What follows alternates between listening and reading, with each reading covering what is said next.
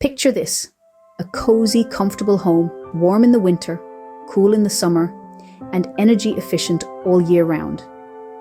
It's not a dream, it's the reality with spray foam insulation. But wait, you've heard the rumours, the stories of mould and condensation issues in the UK. Rest assured, here in Ireland, we've learned from their mistakes. Every installation of spray foam in Ireland is done to the highest standards, following Irish building regulations. It begins with the installation of vent cards, creating a 2-inch ventilation gap between the roof felt and the foam.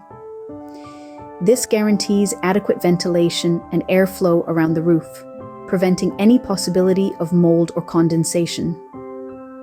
Spray foam insulation in Ireland is certified and designed to last the lifetime of the building.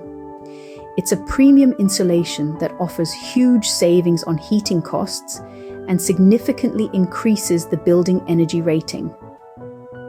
The difference is immediately noticeable, adding to the comfort of your home. And here's the icing on the cake. Grants of up to €1,500 are available to all Irish homes.